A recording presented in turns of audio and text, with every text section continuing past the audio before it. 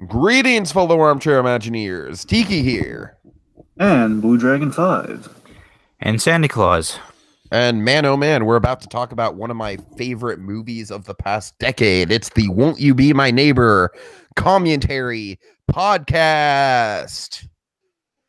All right, guys, we're just going to kind of go roundtable. We already kind of talked about our feelings for Mr. Rogers and kind of our history with Mr. Rogers during the Arthur episode, which I'll link in the description. So maybe keep that brief and talk about your backstory with Mr. Rogers during the actual commentary. Let's just go roundtable really quick and, kind of express let's talk about our feelings. And I'm going to keep my Mr. Rogers impressions to a minimum. Okay. And kind of just share how we felt about the movie. Obviously, I just said it's one of my top 5 favorite films of the decade, along with I would say along with The Social Network. Let's see, The Social Network twice. No. The Social Network, Moonrise Kingdom, Birdman, and Coco. Like, I would say those plus this are my top 5 of the decade. Spoiler alert for a list I'll probably make next year.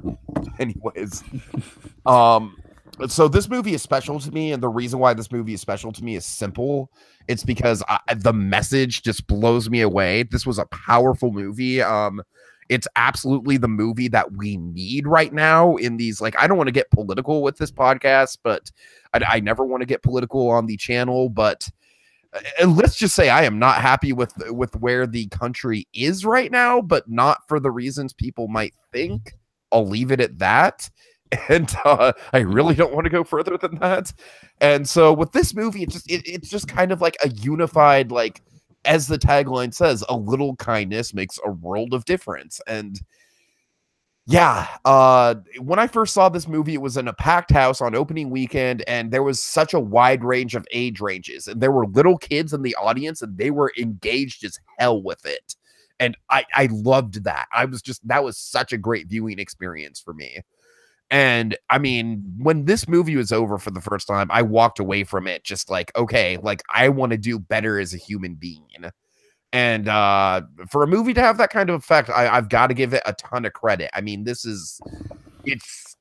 me, it's pretty much a feat in documentary filmmaking in terms of how powerful it is. All right, guys, let's who wants to go next? I'll go next because my experience in the theater was opposite to an extent, because I watched this on Thursday, and this previous Thursday, and I was the only one in the theater. So that was a very intimate experience for me. But much like yourself, Tiki, I walked out of the theater a very changed man. It just makes it feel like, like you said, you want to do better as a human being, and that's definitely how I felt. Just wow, well, what a great movie. I just realized now that it had almost 100% on Rotten Tomatoes, which is incredible. 99, baby. That's oh wow. It makes me feel very, very proud that it has such a high score on there. Anyways, wow. Also, I literally want to look up the negative reviews on Rotten Tomatoes for this movie and just see what sad people those critics are. There's always that one guy. It's always that one guy. Oh man. All right. Anyways, to keep it short, beautiful movie. I can't wait to watch it again. All right, Dragon. All right. So I love a good documentary, especially a biographical documentary. And I was dying to see this. I remember since the trailer, I was like dead set. Like, oh my god! Kind of had like a famous like back and forth of like, hey, have you seen it yet? No. Have you seen it yet? No. Or essentially, believe me, it's not for lack of trying, but it's like one of those limited release jobs where it's like with The Shape of Water. I was lucky enough that Shape of Water eventually was like they did like an Oscar screener at the movies, like the week or so before the Oscars. So all the movies that I've been dying to see that were limited releases were in the movie. In this case, I had to wait until the DVD release to finally watch this. But I mean, it was agonizing and long. I kept hearing all these glowing reviews, like, "Oh man, it's as good as I hoped it was going to be," and I haven't even seen it yet. So I've been aching to watch this, talk about it and everything. I remember in regards to Mr. Rogers, because it's not really in the movie. So again, we already kind of discussed it. The Arthur appearance is always like a huge milestone for Mr. Rogers, and something that they do cover in the movie. his big speech to the Senate subcommittee. You know, Mr. Rogers goes to Congress. That was like a huge thing. That moment really got me looking into Mr. Rogers, the man, where Arthur was kind of like Mr. Rogers, the icon. Arthur was Mr. Rogers, the character, in a loving way. Yes, and to honor Mr. Rogers, of course, this year is his 90th birthday, and that's when they put out the trailer for this. I believe like March 20th or so. And they're really doing a lot of Mr. Rogers stuff in light of that, because of course next year we have I emphasize quasi biopic. They're doing this quasi biopic because the director swears up and that it's not a traditional biopic, which I don't really know what that means, but I'm excited. It's called You Are My Friend, and it is starring Tom Hanks as Mr. Rogers. Oh my God, I can't. Don't screw it up, Hanks. Don't screw it up. No, I think it's perfect casting. Like, honestly, I think Tom Hanks fits Mr. Rogers more than he does Walt Disney. Really? Yeah, I think it's perfect. It's interesting. And here's the funny thing. You guys are going to love this on a rewatch if you know this. So the guy, basically that movie is going to be about a real life thing, a real life event that happened with Mr. Rogers, where this reporter, this writer, Tom Junaud, or if I'm pronouncing that right, Junaud, who's in this movie. The guy who looks vaguely like Joaquin Phoenix, the white hair, that guy. This guy was tasked with like interviewing Mr. Rogers, and he thought, okay, it's gonna be like a kid show personality, isn't like this guy's he's wondering what the real guy's like versus like what the icon's like, and he was so amazed to find like, oh my God, he actually lives up to the hype. He is this guy. And it's kind of they became friends in life after that moment. So that's what that movie is going to be all about. So this and that movie next year, and of course some various specials that have come out this year, really kind of amping up kind of the 90 years of Fred Rogers' life in celebration. And some quick backstory, if I may. It's like a minute of backstory here. This movie is directed by Morgan Neville, and I remember Morgan Neville. He's done a number of music documentaries, but he's also done this really great documentary that's on Netflix, if anyone has seen it. It's called The Best of Enemies, about the famous debaters, William F. Buckley and Gore Vidal. It's really good. This is like the second project, I believe it's like the second project he's ever done that's non-music related, but because of his music related documentaries, this whole project gets kind of jump-started because Neville, like the rest of us, he either grew up Mr. Rogers in his life, or like we've all run across Mr. Rogers in life, and for years he kind of forgot about him. And a few years before making this film, he was doing a project with Yo-Yo Ma. And he asked Yo-Yo Ma, like, how did you learn you wanted to be famous? Like, what was your big kind of lightning striking moment? Like, when did you learn you want to be famous? And he told him, like, Mr. Rogers, he taught me to use fame as like this positive force of social change instead of like the vision, the usual trappings of fame. Basically, Mr. Rogers equated to fame as the other F word, and that's kind of what inspired him. And Morgan, he made this movie. It was he began the quest by going to Pittsburgh, and essentially he had a moment that Sandy, I believe, was alluding to, where he was in a cab in Pittsburgh conducting research about Mr. Rogers, and like the cab driver said, like, "Oh, what are you doing?" I'm making a movie with Mr. Rogers. And he turned back to him and he said, "Don't screw it up." And it's like everyone's telling like Mrs. Rogers herself, Joanne Rogers, she's telling like, okay, look, you don't have to make him a saint. Like, give an honest portrayal of my husband. Do it justice. Show the man Fred Rogers, and he was more than just the square. Essentially, it's kind of what you wanted to kind of him to show and kind of highlight about Mr. Rogers, and of course, his endless material to sift through. Not over 900 episodes and a lot of stuff on the side, and of course, in the end, the fun. Again, we mentioned critically how this movie's doing, but financially, last I heard, this is to date the highest-grossing documentary of all time. Oh, nice! I wasn't keeping up with that. That's what I heard. I mean, I don't know if they're deserved. Of like documentaries released in theaters, I suppose, but of documentaries, period, it's the highest-grossing of all time. Last I heard. Mm-hmm. That must make her really, really proud, like extraordinarily proud. His wife, I mean. Sure. Yeah. I mean, I'd hope so. All right. All right, so folks, we're going to go ahead and do the commentary, and honestly, for this one, we're going to do our best to give it a good conversational flow, but the movie's so good that we're probably going to be like, oh, I love this editing technique, and, so we'll do our best. But if you want to follow along with us, go ahead and get your copy out, get it to timestamp 00. I will count up to 3 and say go, and when I say go ahead and press play. All right, you guys ready? Mm-hmm. Yeah. All right. Won't you be my neighbor? In 1, 2, 3, go. It's a beautiful day in the neighborhood. Focus! Focus! You have to focus. All right, so right off the bat, just starting with the piano, and I love this little, this little moment, like this slice of life from a young Fred Rogers who's just like contemplating, like being all philosophical and like admitting, like, well, maybe this is just philosophical nonsense, but it makes sense to me. And that to me is like a great that's a great way to introduce us to like the man behind the myth. You know what I mean? He's kind of he's breaking character. Essentially what he's doing in this scene right now is he's kind of teaching the audience, and he's teaching the audience of how he formulated kind of what his mission in life is here. He's comparing it to the modulation of music, where he's kind of talking about the kind of the modulation of educating an audience. Essentially, it's kind of stuff like how to convey a message, how to convey feelings and emotions in the way like you would kind of play a piano, which of course, as we know in the movie, is a huge thing that really kind of allowed him to express his emotions in the first place. So again, this is all great, and I love how we go from like kind of black and white where Mr. Rogers started to vibrant color. It's like we have these little splashes, like these big like green and red title cards that eventually transfers to kind of this old color footage, Technicolor footage, and then we get to like kind of the modern kind of bright colors of today. So it's flowing really well. Pastel color scheme of this movie. That's the word I was looking for. Pastel. Yeah. Yes, that's the one. All right, so I noticed just right off the bat, this movie just has fantastic editing. Yeah, it does. It does. All the great documentaries do, and I really like that right at the top here, we have this newsman who's basically building up the legend of Fred Rogers. It's like basically the story of the guy went from minister to icon. And like we kind of set up the legend, and we're going to explore, okay, what exactly created that legend? Where does that go? Like, and we kind of raise up these bigger questions per act of the movie almost. Well, maybe not act, but like kind of per chapter of the movie.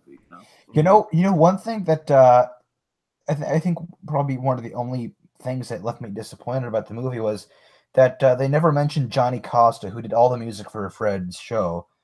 They never mentioned him once. His name was never brought up at all, at least as far as I can recall. And that's it's a bit disappointing because, I mean, he's the one who brought all the music for the show to life, and it's a bit of a letdown. I'm not sure why that was a.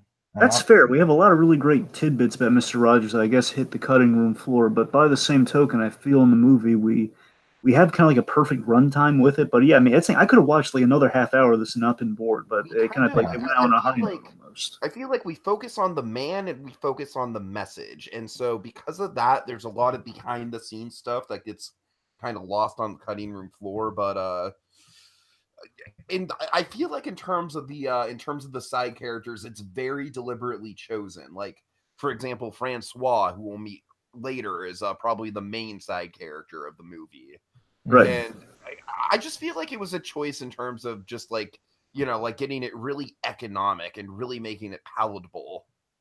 I love how we start the only way you could with this movie, with Mr. Rogers coming in the door, he's singing, we see him change into the sweater. But importantly, what I love what we do here on a rewatch is that we see him on stage teaching children. We see the mission of Mr. Rogers expressed visually in this television studio. And the heart of the film is that moment that was in all the trailers, and it's right here. It's this beautiful moment where the girl says, "I like you." And we see Mr. Rogers like listening to children. He's talking with them. He's showing the kids due respect. He's giving them all due time here and everything. And I'm sorry. What timestamp are you guys at? 3 minutes, and it's about to be 4 minutes right now. Yeah, same. See all these great little models here. Of course, like kind of the formation of the what he's going to build as the bigger practical sets for all the puppets. Yeah. Ezra, are you on point with us? Yeah. Okay, just checking. Yeah, man, I like that we get all the hallmarks here. We're kind of teasing the big set pieces again, like the building of the trolley. There's a really great mantras that Fred Rogers had in creating this show here. Like one of the great things he says here is like, what you see and hear on the screen is what you become, and that's basically if you present a kind man and a kind man and show, then that's what people are going to take away from. That's what people could become. And that's what he became. Essentially, you basically represent what you're projecting, and it will come true. That's kind of what his mantra was while he was kind of getting everything set up there. I like how they frame this here, because they have all these wacky comedy shows with clowns and Tootsie Rolls and stuff. And you have it in this little TV box, and it basically shows what television was like. It was basically in a box, and Fred's the one who stepped outside of that box and did something different. I like the way that's framed there. And of course, one of the famous things, Mr. Rogers, is his kids asking him, like, how do you get out of the box? And of course, it's kind of a literal exploration of that later on. And then, of course, like one of the big hallmarks of Fred Rogers as a man is that he hated television. Yeah. Yeah, that's the thing. And Mr. Rogers, you respect to no end, but by the same time, I don't necessarily agree with all of his teachings in relation to television. I mean, I don't disagree with anything Mr. Rogers presented, but that one thing there, like, you know, I think he never. I feel. I go back to, like, I feel like most of the 90s programming he wouldn't like, but yeah, he must, like, I would love to have his opinions on Hey Arnold, because like a part of me feels like he is one of the few relics of the 90s that really holds up over time. Like a part of me feels like he would have loved something like, you know, like Toy Story, but of course, you know, like right. You don't necessarily know. I feel like, I mean, obviously that's not a TV show, so that. Well, sorry, that's fair. What I mean is, in general, like, I want animation as a whole is what I'm getting at here. Like, I wonder what he would feel about just kind of the storytelling and animation as a whole. Obviously, like he would be horrified at something like Ren and Stimpy. That's what I'm saying, and I really wonder when they pulled those clips. I wonder if they based it off of his actual feelings when asked about TV. If he actually pulled from like a dislike of Ren and Stimpy. I don't know. It's more for later, I suppose. And of course, right here we have Daniel the Striped Tiger, a very pivotal character. And I love how we unfurl the kind of the importance and the symbolism of Daniel the Striped Tiger throughout the film. It's one of my favorite bits in the movie is the Daniel arc. Now this is great. Now watch this here. So Daniel, he initially he popped out like the kind of a background set piece. It was like a clock on the wall. Now he's like inside like a little clock. Like, we're going to build to a point at the very end of the movie where Daniel's going to be kind of illustrated. Well, basically, we're going to see a clip of Daniel alongside a clock yet again. It's kind of very circular storytelling. Which is very. All of these little animated asides with Daniel here, it's very interesting. This reminded me a lot of another great documentary I'd recommend to people. It's called Life Animated, and they had these little segments where you saw the main character animated and kind of like that, yeah. Yeah, he's very much animated in kind of his own fantasy setting. We do that here with Rogers. The first thought I had when I saw this, because I wonder if they got the same company to do it, because it looks almost identical. May or may not be, but still, this is all cool. Of course, I like how we expressionize these. It's the scarlet fever with that red light. Again, Mr. Rogers sick in bed with Daniel the Striped Tiger, and in bed, and later on when he's kind of going on hiatus, it's like a toy box is closing. He's going to bed, essentially. Yeah.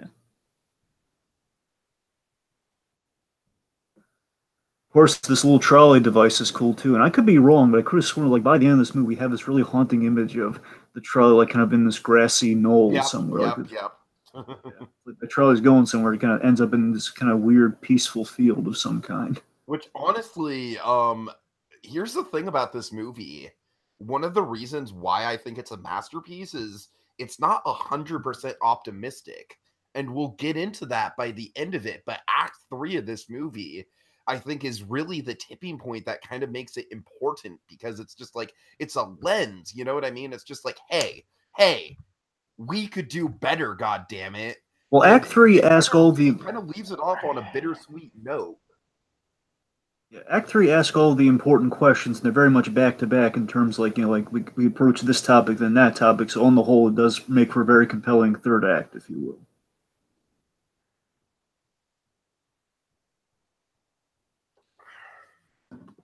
Yeah, we kind of address that, you know, Mr. Rogers, there was that misconception that, you know, he was a boring milquetoast guy, but in reality, you know, he, like, basically, I love this, they're about to broach, I think I'm jumping a little ahead here, I'm not entirely certain, but the whole thing, Mr. Rogers wouldn't wear funny hats to get kids' attention. Basically, what's happening right here with Margaret McFarlane here is that she's, you know, she's explained that there's a relationship between the child and the television. And that's kind of the way they film it here. I love the way they use this footage here, because it looks like the idea is dawning on him in this moment, like what I could do, what I could, you know, kind of do for kids there. If I could like teach them, I could basically, it's the equation of one of the big things I love about Mr. Rogers is the idea of ordinarily we invite, you know, famously we invite characters into our homes, into our television sets.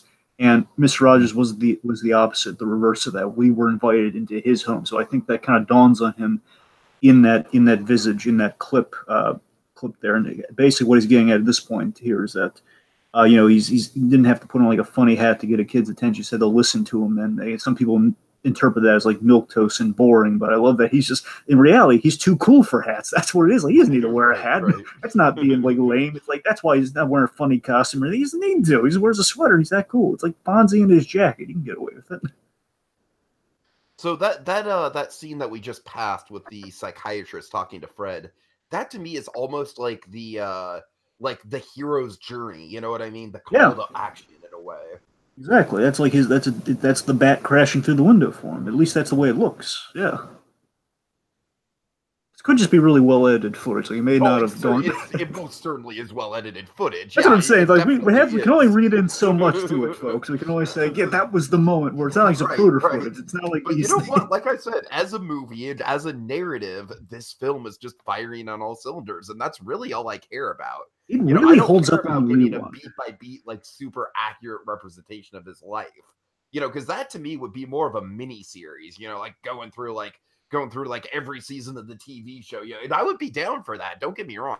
I would be totally down for that. But by the way, Tiki, do me a favor. If we've already gotten to it or when we get to it, point out that moment in the trailer you kept telling me about. That you kept teasing me with. Like, there's that big emotional moment in the trailer. Oh, trust me. We'll get there. Just remind me of it. I don't forget. Oh, don't believe me. It's my favorite moment in the movie. So I don't know if it's like the same. I got a moment to it. I don't know if it's necessarily that or not, but we'll get there. Well, I know what moment I was hyping up. So. Oh, and by the way, I love the score here. Yeah, the score's really solid. This to me might be probably the most memorable piece of music score in a movie all year. Yeah, I keep forgetting that picture-in-picture was around that long ago. So you have like the little high thing that just popped up, and later on he's gonna have like the little the screens that do all like the little basically video and screens built into like the painting essentially. Mm-hmm.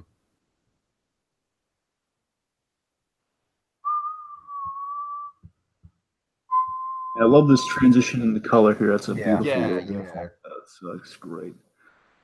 And again, like look at this point, like the transition into color and then to the live action trolley. That was like the exact point in the movie where it's like, oh, this movie has me. Like this. This movie. What's so great about that too is that again, it's talking about broaching the countries. And okay, you're on the TV set, and then we go from set to the footage. To again, like the real world and the real life implications, what Rogers has taught the world. And that's kind of what that edit signifies. Mm-hmm. Now, again, his first week, I had no idea that he broached all of this in the first week. And here's the thing: I looked into this after this documentary. I found something really interesting. Is that, believe it or not, Mr. Rogers, because this is really hard to do when you have reruns. Bear in mind, like. Mr. Rogers had all these tapes made. He basically, the show was essentially there were enough episodes to be syndicated. But by the same token, you had all these episodes, and they wouldn't necessarily be aired in the same order. It's kind of could be randomized in the order. But there is a serialized narrative with this whole border thing, and that serialized narrative there. It's like basically Mr. Rogers. He's obviously you can like put in any episode. Mr. Rogers is pretty much going to be like a different lesson. But the King Friday stuff was all like he put up a border. Then the next episode, it's like we see what that's like in like an episode or two from now. Then we do the big solution that ends the border stuff.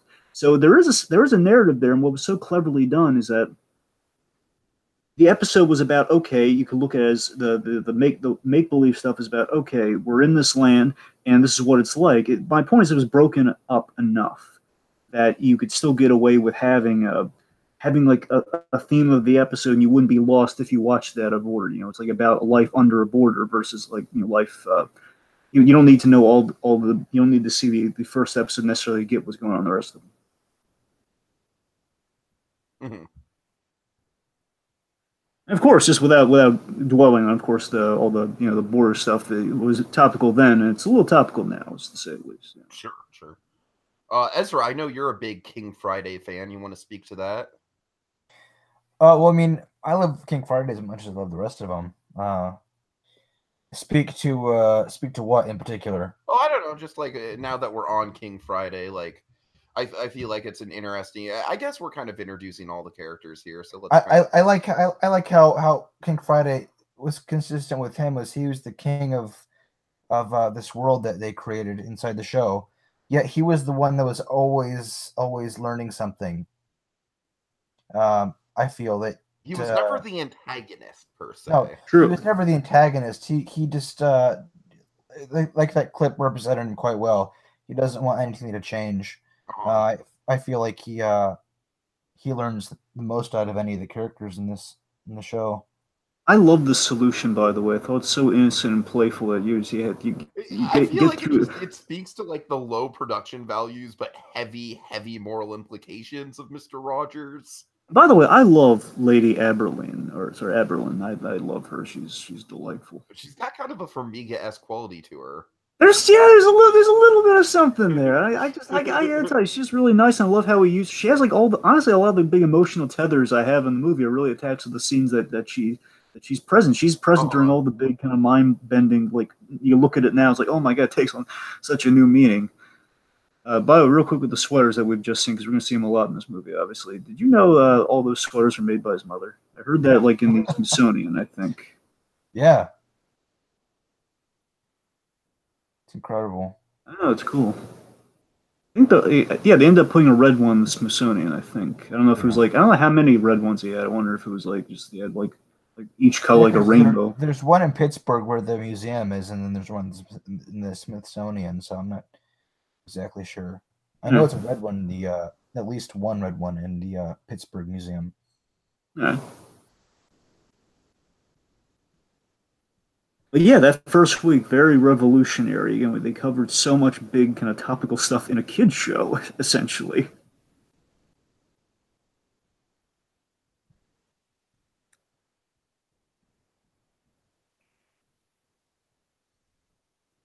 So I like that we have this. Mr. Rogers was cleverly paced. This film, I think, reflects that. The film's very cleverly paced, and it's establishing the familiarity with the whole opening of Mr. Rogers returning home, and again he's putting on the sweaters and everything, and changing the shoes, getting all comfy, again to signify like it's that old familiarity of you're coming into somebody's home, and it's like it allows for like all these things that again could be misinterpreted as boring, but in reality it's like it's just kind of casual. It's nice. It's like you don't need the. It's like he did so much with so little in places. It's amazing. You don't have to like throw something at the screen. You don't need to pie somebody in the face. You can just kind of like leisure around and just talk to somebody, and it's entertaining.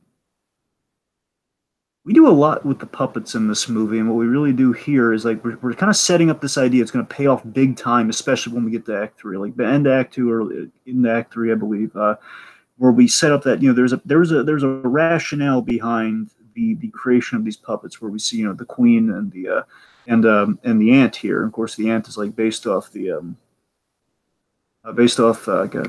blanking on the name right now, but we have these characters that are again based on people from Fred Rogers' real life, and they're kind of caricatured in there. And of course, what we do with Daniel, basically we have this overarching thing of we go from Daniel the Striped Tiger representing Fred Rogers to ultimately King Friday representing Fred Rogers. Mm-hmm. So we kind of have like this really smart kind of puppet parallels going on throughout the film that build and build and build till that big revelation. Of course, here's one of the big foreshadowings to a major moment in the movie. Oh, yeah. Again, this movie's just like so layered in foreshadowing and symbolism, and it really is one of the most narratively driven documentaries I've ever seen. It's not just giving you facts; it's telling a cohesive story. Absolutely.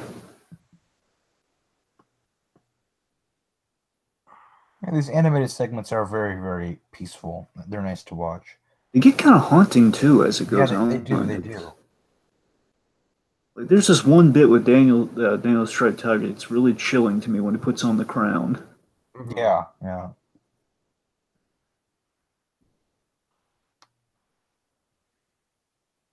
By the way, I just want to mention it for posterity's sake. X the Owl is still a really good design. It's just that owl is so well designed.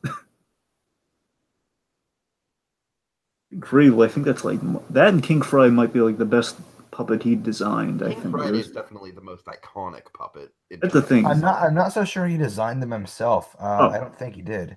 Okay, well, Like, for really have no example, clue Daniel was literally just like a random sock puppet they had lying around. Yeah, because he had to get it at the Nobody last knew. minute. We saw the origin of Daniel. It was like, the It's 502, and Christopher Columbus discovered America in 1492. because we missed it. What were you going to say, Dragon? I'm sorry. I'm sorry, but because we missed it earlier, I want to mention I love the little bit in the movie where we learned that originally he was working with what he had. He was very much kind of a host of necessity, where they used free film, and of course this kind of builds up to the big asking for money from Congress, where it's like he worked on a very shoestring budget, more so than he had been working with later on, and he basically did the most that he could with that, and of course through that birthed Daniel the Shred Tiger. So all that's really fun and relative. Mm-hmm. If there's any silences here, it's just that I'm like, I love this movie so much that I just want to watch it and not talk, so I apologize. I like that Mr. Rogers is kind of preaching an inclusive religion of kindness in places here. Like, we had like the Reverend kind of weigh in on that, and he's just like, he's again, he went from minister to kind of like he's preaching kindness again, but without attaching a specific kind of like a new age religion in a way. You know what I mean? Where it's like, it's not so much about the Bible and the spirituality of it. It's more so about the message. And again, that message is just something that permeates throughout the movie. It makes it so potent and it makes it so relatable. And again, I can't wait to get to Act 3 because some really, really bold statements get paid off with that. It's the religion of pleasantries, Tiki. Oh dear God! Oh, you're so right. Oh God. So was Nick Ford like the archdeacon of this religion at one point? I don't probably. I think Nick Ford is just the guy who has the money, and everyone's like, that Nick Ford guy, he doesn't really represent us. God, there's nobody who's gonna get the Nick Ford reference watching this. Well, I'll get it. Anyway. For any Bates Motel fans out there, Farmiga and Nick Ford. Dylan. Well, yeah, but I'm just saying, even Bates Motel fans probably don't even remember the exact Nick Ford pleasantries. I gotta be honest, I'm kind of catching this for the first time. I don't know how I missed it. I love this shot right here, where we have like these kids. Oh, you know what? I actually noticed that when I was rewatching it today. I'm glad you point that out. I'm embarrassed to say I'm just kind of noticing this for the first time. I think this is brilliant. I'm just looking at the shot right now. It's like, we're reflecting the kids on the TV screen. Again, we're continuing that kind of that screen idea that Sandy was bringing up earlier on. We saw that, we kind of faded the insert and outsert and this is why I really remember this. That's why I guess I got distracted with this whole idea here. This really trippy. This is hilarious. I mean, it's awful, but it's hilarious. Yeah, that's a thing. Like we have. I love that we what about this. Me here, sport. This gun commercial it's a great. They pulled such great examples to represent what Mr. Rogers is going for and what he hated about television. It's like perfectly represents that. Like, let's just throw guns. I wish they would have pulled the whole like. That's right, Bon. Winston's taste good like a cigarette should. That's right, Fred. Can you imagine that toy commercial done today? Oh God! Oh, they would never be able to clear that today. Oh God! Oh, so I shouldn't laugh at that. I know. I'm just saying, like, this is how far we've come in like the whole school shooting thing. Is that the only thing we can do at this point is laugh about it? But anyways. So yeah, I mean, again, that commercial wonderfully summarized how he felt. Their television was filled with violence and commercialism, and he wanted to change that. And here we're coming up upon the thing that really got me interested in Mr. Rogers, Fred Rogers, the guy here. I always remember this story and this clip online of him going to Congress, him talking to John Pastore, and like they kind of signify like, oh my God, this is the guy's been, he's heard enough from these guys. He's dead set. A great biopic. This basically be like the Elvis Nixon of the biopics. I love that movie, so I'm down for anything like that. So again, that's vaguely what they're going for with the other biopic they have in the works technically. But again, they're saying it's not a biopic, so I don't necessarily know what that means. But the point is, I'm all for any form of biopic if they have like a really good concept like that. But yes, I absolutely see. Mr. Rogers is also like a Walt Disney type character where you could literally make a biopic franchise out of his life. I gotta tell you, there's only one other, again, like, tell me if I'm crazy. You've seen Tom and June out here. Doesn't he look like Joaquin Phoenix? Is that just me? I'm thinking casting-wise, they might, well, you'll see him when he pops up again. You know what? Yeah. I've never heard or seen reference Disney in anything Mr. Rogers has done. I mean, really, you could relate him a lot too. Not, I I like Fred Rogers a lot more than I like Walt Disney, personally. Okay, I like Fred Rogers, the man, the human being, more than I like Walt Disney. But Walt Disney is like obviously he's like a huge innovator. So yeah. But Anyways, go ahead, Ezra. I'm sorry. I think it would have been interesting to see him commentate on what Disney was doing around that point in time, or I guess that would have been a little earlier. The Mickey shorts and everything, because those weren't necessarily, bad. Some of them were. Some of, I mean, a good number of them were. Anyway, back to this especially black and white era Mickey. Black and white era Mickey can get a little racy. I'm talking about way after that. I mean, 40s and 50s. Oh yeah, I mean, like, basically when Donald Duck came around, Mickey really got toned down. So, but I really love this story here, John Pastor, where he basically had his mind made up and set on, like, okay, I'm going to do. Wonderful. I think it's wonderful. Yes, and again, this clip goes on too. By the way, they edited this in a really good, condensed way. But I mean, it honors exactly what that whole thing was about. But I mean, it even goes on like a few more minutes. It's still really good. It's I just love the fact that it always read to me that Mr. Rogers honored his wishes. Like, I'm not going to read this. You said you didn't want anyone to read anything anymore. I won't do that. I trust that you're going to read it like you said you would. Again, he was just going to give him the letter essentially. You read it, but I just love that he spoke from. This is all him just speaking from the heart right now. He's not even reading the prompt. He's speaking from the heart, like no one else. Like everybody else is like, they have a plan, and that's the thing. Like, okay, I've heard 100 times people just want to give him money, and I'm not going to give him money. It's like this guy's not even asking necessarily for money. He's asking to invest in children. And that just kind of melted the guy's heart right there. And there was the line that they deleted in the edit here, which is really good. He says, I've never had goosebumps like I do right now. And he says, it's adorable. Like, he's on the stand there. He's like, oh man, you're just giving me goosebumps right here. You said that in front of all these people in Congress. Nice. And of course, it builds to that wonderful, like, I think it's wonderful. I guess you just won $20 million. Essentially, Mr. Rogers Goes to Washington. Essentially, that's essentially what this portion of the movie is. Again, this was my info. That would be a great title for that biopic, Mr. Rogers Goes to Washington. I mean, tell me that wouldn't, like, again, if this movie just Mr. Rogers' name on, like, Won't You Be My Neighbor Alone is the highest grossing documentary of all time. Imagine what that's gonna do. Mr. Rogers Goes to Washington. I mean, again, this story is just irresistibly heartwarming and wonderful. It's like you have to write for people to believe this happened. But again, the footage is actually here. It's like, oh my God, it actually happened. Again, it's like an Elvis meets Nixon thing of like, no, this would never happen. Like, oh my God, it actually happened. Just won $20 million. Just earned $20 million, especially at that point. Yeah, back then, yeah, that was it's not a joke. And basically, this is kind of going in Nixon's face here, because Nixon was like, he was trying to save money to kind of save himself a little bit there. Again, I'm not trying to like take sides. I'm just saying, like, that was essentially what they went over in the movie, that Nixon was trying to cut the budget. And he's like, okay, $20 million to Mr. Rogers, consequences be darned. Mm-hmm. And this is kind of what built the myth of Mr. Rogers. This is kind of like the first save, if you will. This is kind of like, he's his name's in the papers, if not already. It's the guy who kind of went against against Congress there, just kind of spoke from the heart and got all this money. Look at him, and it's where he's kind of starting to take the status of an icon. And I like that we're addressing through his kids here that's kind of hard to live up to. Your father being as they phrase it, the second coming of Christ. That is quite hard to live up to.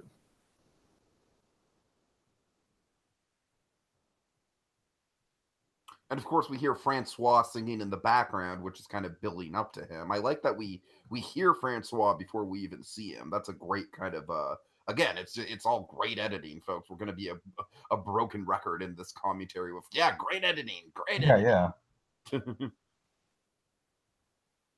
I like, as we're bringing up like what Fred's home life was like.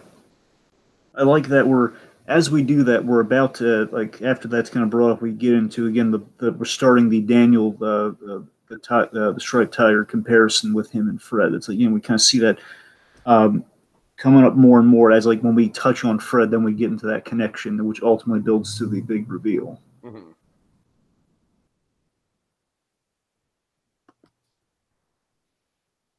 like right here, again, I didn't know this about Mr. Rogers. I didn't know that he expressed like he was. That, again, this makes sense. In the olden times, you wouldn't be able to really kind of. There were stricter childhoods for a lot of people back in the day, and sometimes it could be horrifying. Sometimes it could just be kind of really controlling. And in this case, I think Mr. Rogers kind of falls somewhere in the middle here, where he wasn't allowed to express himself. And again, the only way he could really express anger, and you got to remember, what's so mind bending to me, especially on a rewatch, is later on there's kind of a PS, a big PS to this scene where, okay, this is how he expressed his anger and his emotions, but what made him feel like that in the first place? And of course, again, getting into that latter part of the movie, we reveal, okay, what got him to that place? And it's a big, like, oh my God, it's like, again, I had no idea what that was until I saw it the first time. I was like, oh my God, that's layered to Mr. Rogers, that it all comes into fray. The picture becomes clear, Mm-hmm. Yeah, right, Dragon. This whenever we cut to these animated segments, you always get that haunting piano theme. Oh yeah. Yeah. And even here, we kind of put this into play. Again, later on, we're going to have the mistake song with these two characters in a very similar kind of position here. And of course, right now it's a little.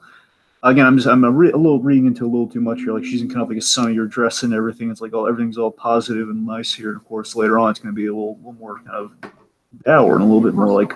Like this is the first, Daniel what's Fred. This is the first real direct relation to it.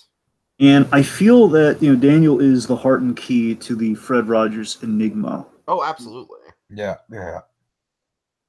Like if you're coming into the movie and you're wondering, what is Fred Rogers like, and Daniel is the answer to that story. That's what he was like. I mean, don't get me wrong, he was like Mr. Rogers, but like deep down, like what creates a Mr. Rogers? What creates that icon? A guy who's insecure, who doesn't want other people to feel insecure.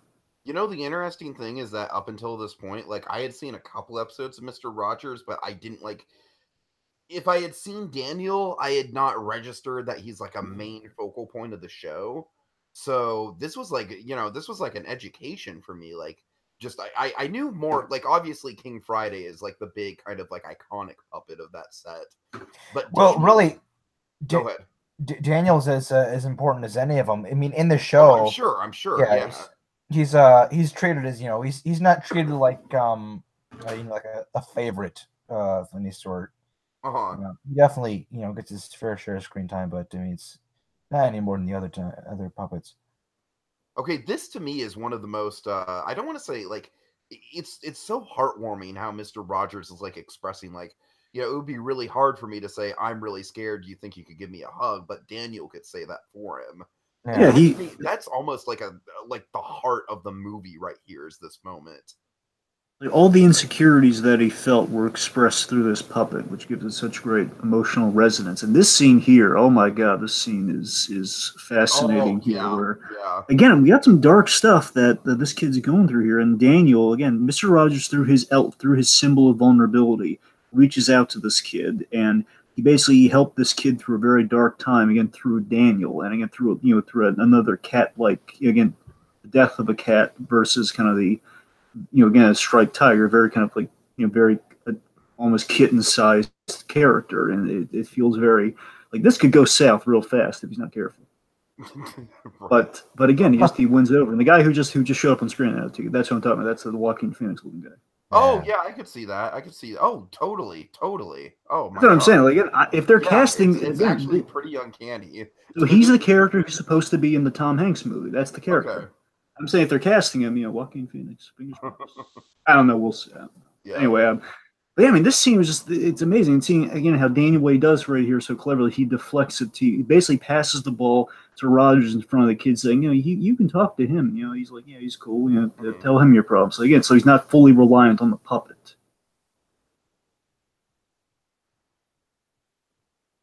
Oh my God, this is great. And again, I love how we keep building like the first of like a lot of mind blowing. I can't believe how gutsy that was to show on television type things. And again, we keep going from like one emotional moment to the next, and we keep that kind of momentum going here, where we go to the how do you address assassination to children here. Yeah. It's like no kids program ever before this would ever think that they would even need to broach that subject or, like even like even think of it possible. But yeah. Aberlin's so good here in this scene, and she's so good in this scene in the song later on. But I mean, I love her in this scene so much here. Where it's so gutsy to tackle grief and death on a kid's show, and yet she's. I loved. I don't know where they came up with it. I don't know if it was purely just because they were balloons of the. I think it's just like an editing trick. I think they were very lucky in that they found the thing with Bobby Kennedy had like a balloon. Right. I think that's true. That's just great editing. I think that's. I don't think it's my point is that has to be great. I feel editing, like there's a lot of moments in this documentary that we can kind of dissect like that, but.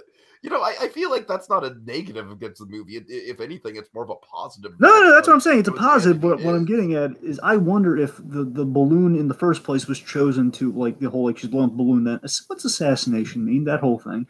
I think that's, you're deflating the balloon of, like, joy and happiness. And I feel like, I feel like that, it's definitely the deflating the balloon symbolism. Yeah. And again, like the whole, you don't have to talk about it now. Like, that's so pivotal. That's so key to that moment. Like, you don't have to talk about it. You're going to talk about it when you're ready. Yeah. I don't think Arthur's ready to play right now. I remember these haunting train photographs from when I was in school. When I was a kid, they had all these, the Bobby Kennedy section of the textbook, and you had these images of the train. So long, Bobby. Thing. So again, we're going from like excellent pacing to again kind of a discussion of pacing coming up here, where it's soon going to talk about the how Mr. Rogers utilized his time so well. Where we literally show a clock winding down for a minute. I'm jumping a little ahead here, but we also have like the turtle coming up here that just so wonderfully symbolizes the slow and steady wins the race of good television, essentially.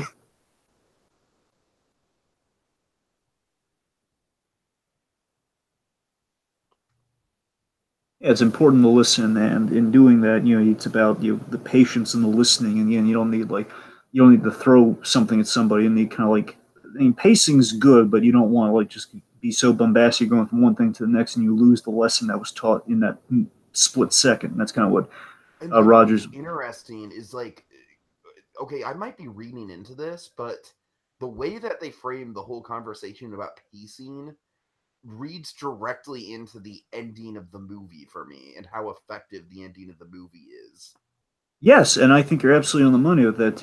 I think they had to realize that, and that had to factor into the kind of the construction movie. If we set up this minute idea, if we literally show him with that clock winding down to a minute, and of course later on we ask about, like, let's take a minute to do something here, and 10 seconds to do. Well, again, ordinarily Mr. Rogers would ask for 10 seconds to do something, but we're kind of taking that idea and we're applying it to like the minute that he famously took on television. We kind of add all this great expectation, like this great resonance. By the very end of the movie, it kind of ends on the perfect note that way. Mm-hmm. Like right here, again, this is stuff that ordinarily it's like, no, the kids are going to be bored to tears if they watch this. They're going to be falling asleep. They're going to be running around anxious. You don't want to waste a minute like that. That's a minute of hard-earned television money. But no, the guy is, life has mundanities. Let's not shy away from that. You feed the fish, and you wait, you take a breath,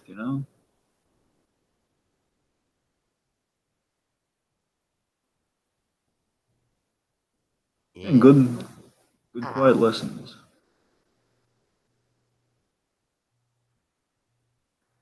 Again, silence communicates a lot. It does. Just look at Boba Fett. Don't get me started on Boba Fett. Anyway, I love poor comparison, but hey. Anyway, so with Yo-Yo Ma, there's a far better comparison than Boba Fett to me. What? Who is? What? So Yo-Yo Ma here. So I love what Yo-Yo Ma is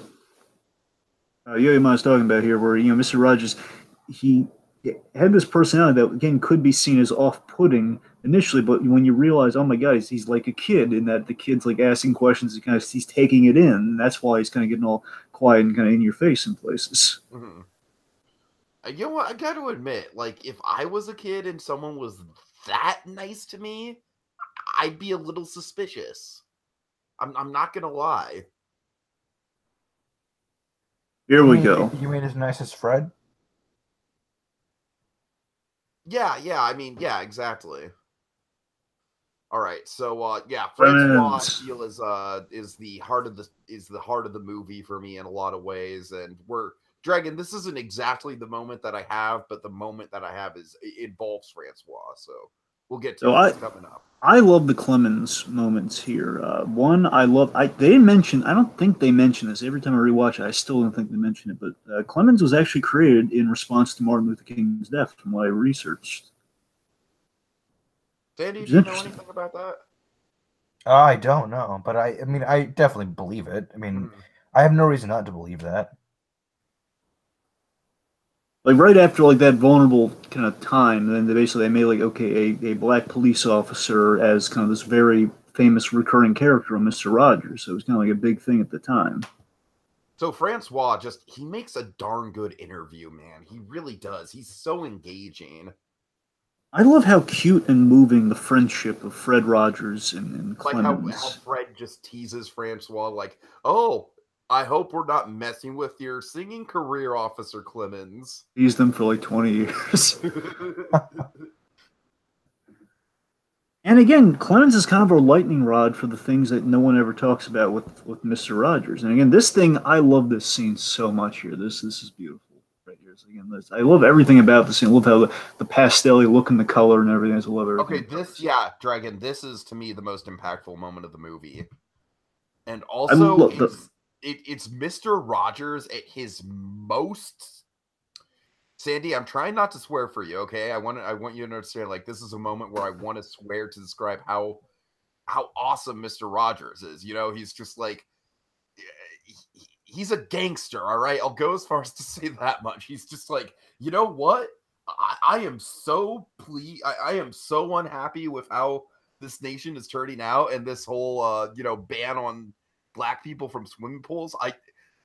It's a direct middle finger. I'll say that much. This is like a direct middle finger from Mr. Rogers to the racists out there, and it's so awesome. I gotta tell you, I had never seen the footage, the black and white footage that they played, where chemicals. That to me seems so psychotic, and I'd never heard of that specifically, like people like tossing chemicals into a pool to get black people out. I thought that was so horrifying. Look at his face.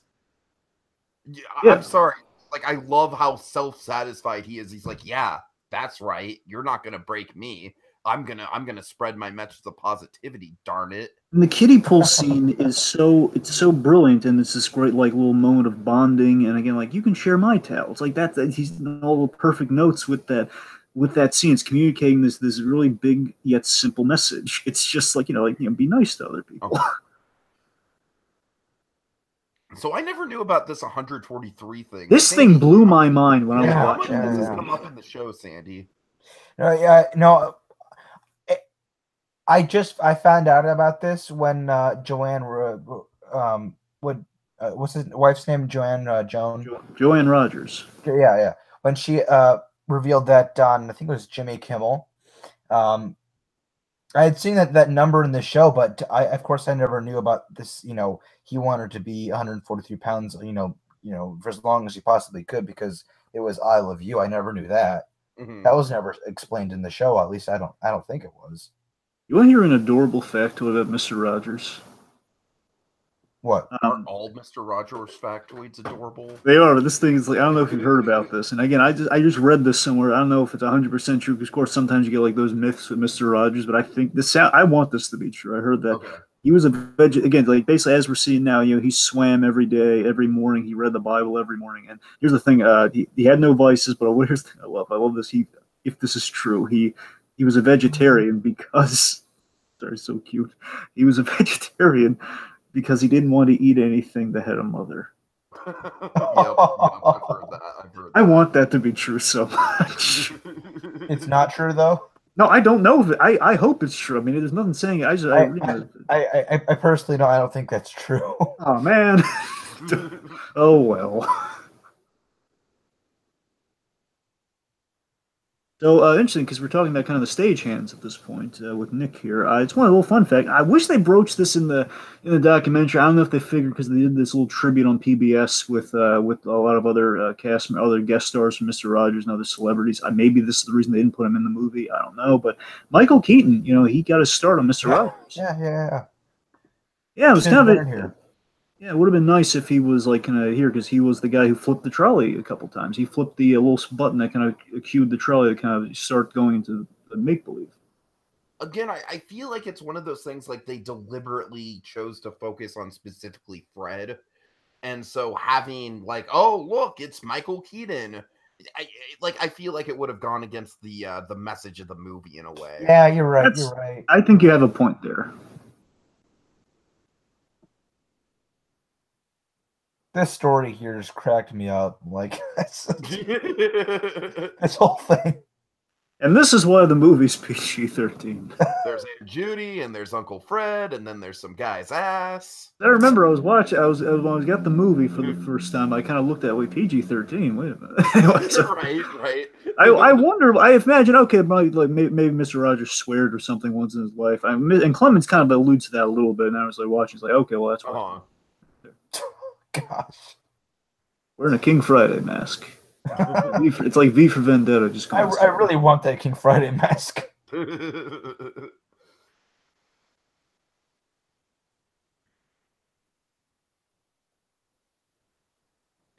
All right, now obviously I have a brother with special needs, so this scene definitely gets to me.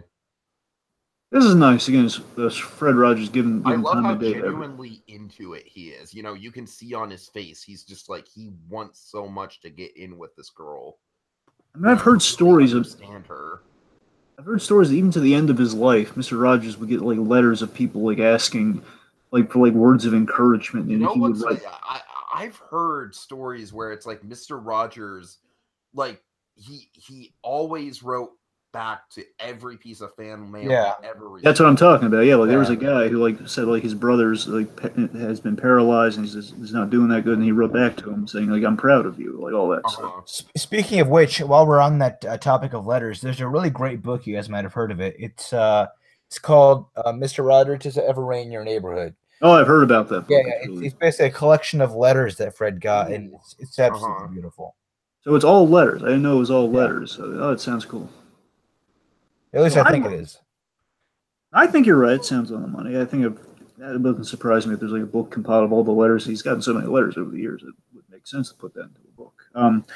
I love the idea. I love this tape idea here. I love the fact you have like this cupboard full of tapes, and this blew my mind here. It's in like that the Mr. Rogers version of the Disney Vault. What's so clever about this idea to me is like, one, think about this. All right, so he's considering a hiatus, if not maybe again, even if he wanted to retire, he would still have all these tapes that they could rerun. So he's kind of covered himself on two bases there. Because one, he wants to for a hiatus. He's not retiring, but he just wants kind of some time. And what I love about this is that this is like an ingenious idea on Fred Rogers' part. Like, okay, if I'm not going to make episodes for a while, I can basically.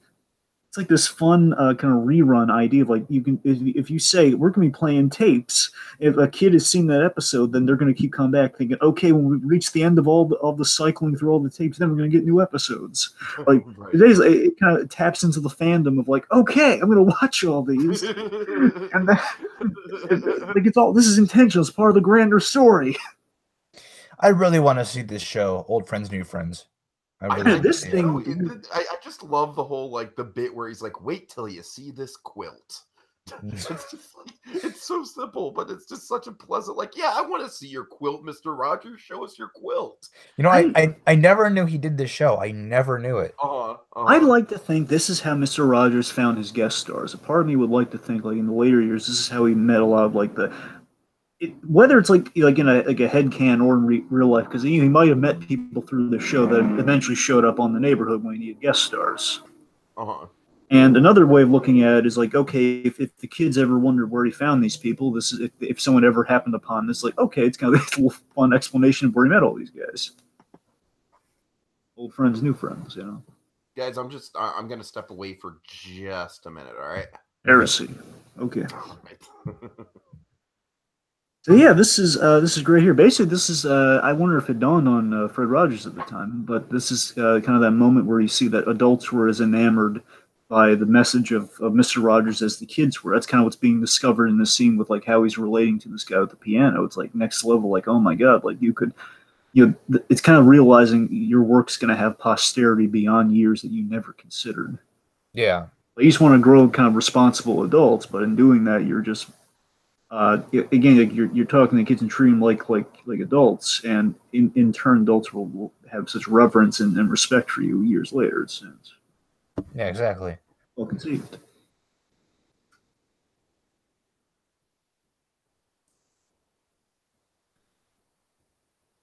So, real quick, I just want to mention this because it's going to be kind of important where the movie's about to go here. There are so many great episodes and great examples of Mister Rogers kind of going up against kind of fiction and kind of children's fears from what they've seen in movies or television. And one of the things there's like he's had these episodes that are kind of like they're kind of like explaining to kids that there's reality and there's fiction. We've had that with like the Incredible Hulk, where he visited the set of the Incredible Hulk. He told the kids, "Hey, Lou Ferrigno's a nice guy. Don't be afraid of him." Or the Wicked Witch of the West. That was a famous one. The Wicked Witch of the West was on there, and of course they showed her without the makeup on, but she dressed up like the witch and did the laugh and everything. It was like showing that, no, guys, it's just the costume. Don't worry about it. Yeah, exactly. Now, again, this is the perplexing thing I had Mr. Rogers. I love the guy to pieces, don't get me wrong, and I feel Mr. Rogers, he's reaching things on the level that he's concerned about here. The idea he's on hiatus here, and he comes back out of like a temporary retirement, essentially, to broach kind of the superhero subject of like, oh my god, people are seeing the Christopher Reeve Superman movie, and they're flying around with you've heard the story a billion times, like people like to emulate Superman, they'll tie capes around their necks, but the problem is, what if they attempt to fly? What if kids attempt to fly? And this as we explore here, this has angered Mr. Rogers a great deal, and I always feel like if Mr. Rogers got the message of Superman, he'd love him. But I used to guess he's just seeing the guy jumper. Like again, I think he loved like Superman. Maybe not Batman, but I think he loved Superman if he just saw one of those things where it's like it's one of the few times where it's like, all right, Mr. Rogers, you don't have to be that conservative. That's what I'm saying, but I absolutely get his point. I get where his concern is, and I respect that. By the same time, it's like that's like always the one sticking point I have, Mr. Rogers. Like his views on animation superheroes sometimes can be like, you know what, just see beyond the first what's in front. His main concern lies with the children, and everything else is on the second plate. Absolutely, and again, I'm fascinated to know his opinions on Batman the animated series. Oh gosh, come on. By the same token, I do love that. I do love that Superman kind of inspired Mr. Rogers to come back, though. I do like that. It kind of abuses me to no one. But hey, Superman brought him back. Not just any Superman, Chris Reeve Superman.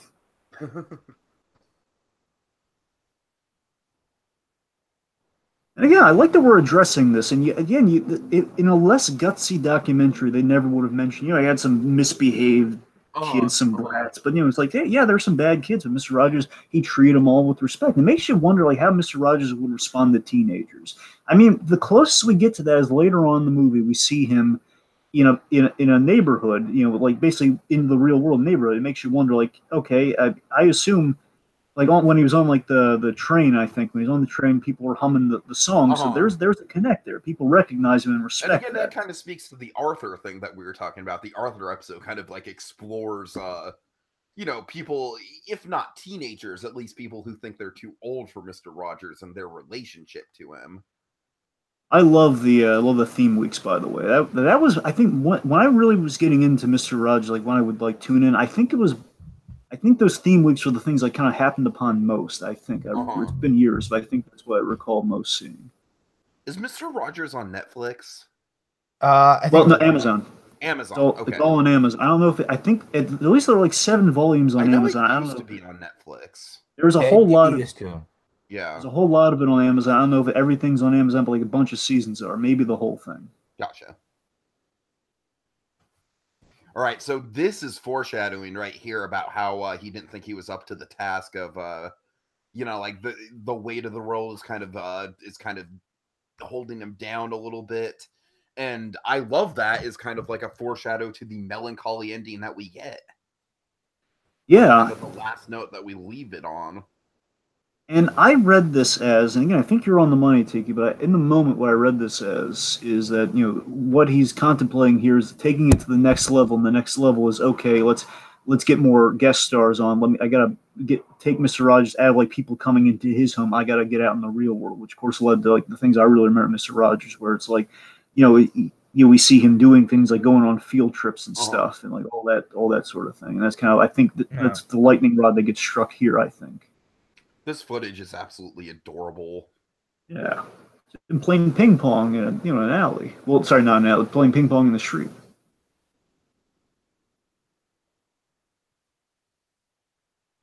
And it's kind of him going away from the formula more to kind of like the on-the-road scholar educator, I guess. Mm-hmm.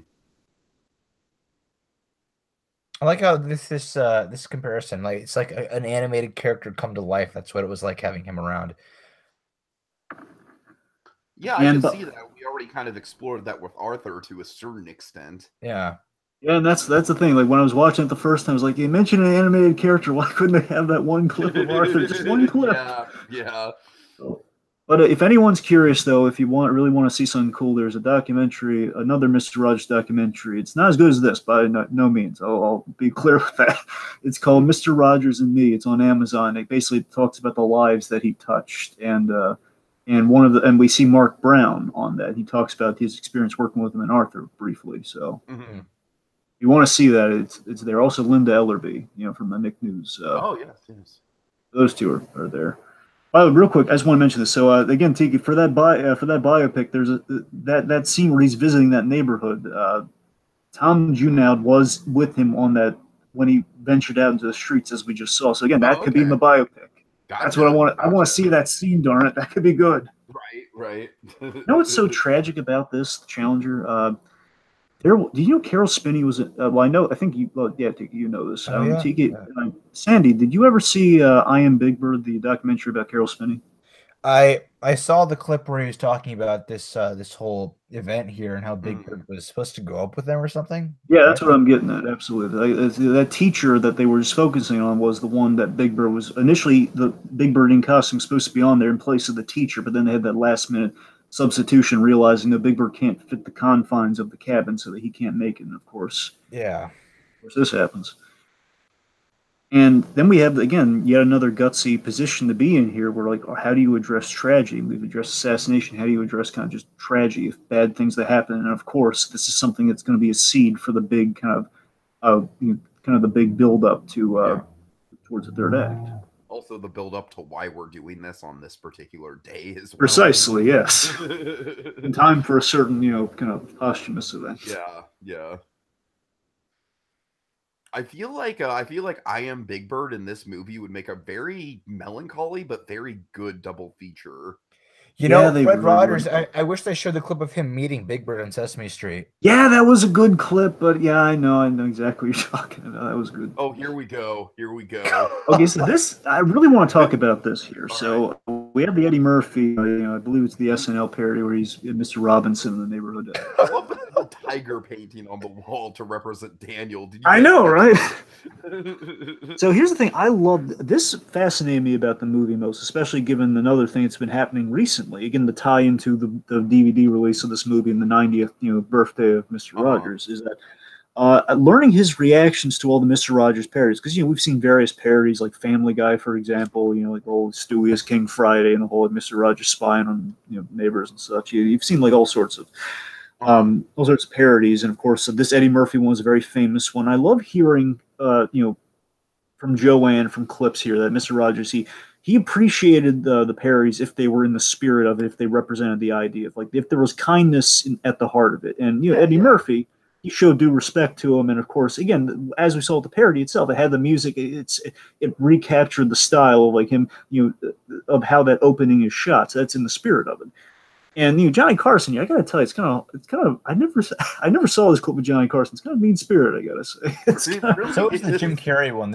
I've seen that one. It's pretty nasty. I watched this because it was in the Jim Carrey one, because it was in this movie, and because Jim Carrey currently is doing a more serious, thought-provoking version.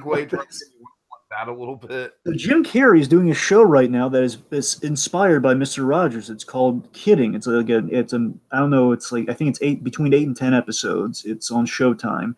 There are 2 episodes out at the moment of doing this, and it's really thought provoking. Michel Gondry, the guy who did Eternal Sunshine, The Spotless Mind, kind of did a few episodes with him on it, and it's basically Jim Carrey playing a Mr. Rogers parody, but it's like seeing how does that guy function in the real world, in real life, off the set, and that's kind of what the show's about. And again, that's fascinating. And of course, what we see here is kind of Jim Carrey kind of doing a Mr. Rogers parody. I hope nobody thinks that Fred Rogers was like what Jim Carrey is in that show, because my goodness, he's not.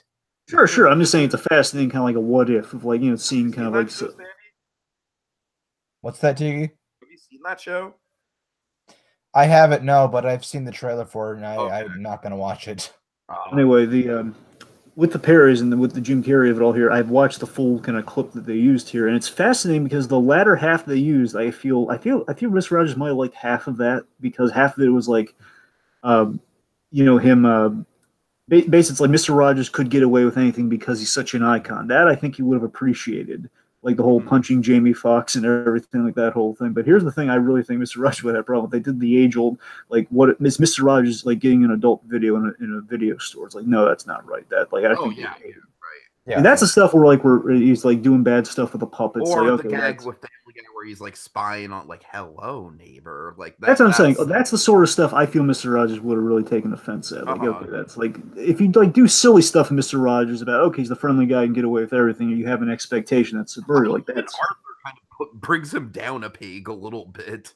Oh yeah, but it's a hilarious. He just sings everywhere he goes. It's pretty harmless, but still funny. Yeah, exactly. Of course, the boxing too. The boxing was from Second City, the Second City Comedy Network, and they had him boxing with them.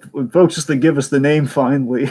I know, right? This is like a 2 podcast build up. Here we go. Julia Child, folks. We boxed the Child. I can't believe I forgot that. Just this parody of Mr. Rogers boxing Julia Child. Oh, God. That was not my finest podcast moment. So with the bullying, and forgive me, folks, for kind of drawing behind here a little, but I just wanted to really emphasize this. One of the big chilling reveals of the movie for me was the Fat Freddy. Mm-hmm. That's where we get like the origin of why Daniel the Tiger and those why young Fred Rogers was angry and why he was frustrated. And it just added this layer of I never knew Mr. Rogers grew up as a fat kid. I didn't know that, and that adds like another layer of sympathy and like, oh my God. And again, if you can't express your anger going through that, like that's, and seeing the photos and everything, it just add that chilling layer of like, oh my God, I feel so much like a swell of pity for this man. Mm-hmm. And of course, this song here, again, haunting, and this is a really good duet, by the way. It's well sang, but again, kind of sad. Yeah, this is beautiful here. This is absolutely beautiful. And again, this pays off the whole Daniel as Fred Rogers right here again, like the whole I'm a mistake, and again it's a duet without a happy ending. Like he's not like you're right, I'm not a mistake. It's like no, I still feel like I'm a mistake. They're not always happy endings. That's what Mr. Rogers kind of celebrated. Like no, they're not always happy endings, but you gotta you just talk about it. Lady Eberlin, she's not like there's no interview with her, right? In this. Here's the thing, I could be crazy, and it's like that thing where they have the names pop up and then they don't do it every time. Because she's still alive. Yeah, she's still alive.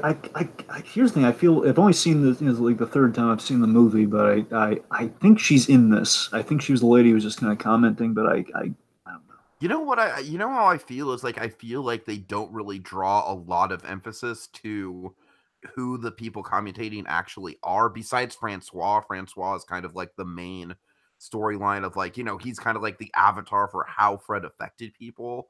But again, I go back to my point of like, this is a movie about Fred and celebrating Fred. Yeah. So, like this lady right here, I think this might be her, but I could be. I don't think so. I don't think so. I don't think you're wrong about that. I think you might be right that she's not in the movie. I looked her up and she definitely does not look like that. Okay, well I'll take your word for it then. I guess she's not in the movie. I don't know why. But again, I think for Tiki's reason of the whole we want to draw focus on Rogers. Maybe I guess that's the point.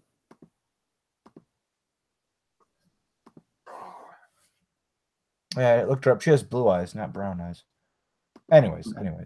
But yeah, it's just such a well sang and again kind of like it's kind of beautifully sad. Yeah. And I love, like, as someone who suffers from depression and anxiety myself, like, it's really powerful that they put it into words, the struggle where it's like, basically the best that you can do, the best that you can hope for, best case scenario this is just the reality of living with mental illness, is to have that voice, like, still exist, but be not as powerful. And like the fact that they were able to illustrate that in such a simple way is very, very powerful to me. I really wish they'd released like an album with all the songs, or like songs like that.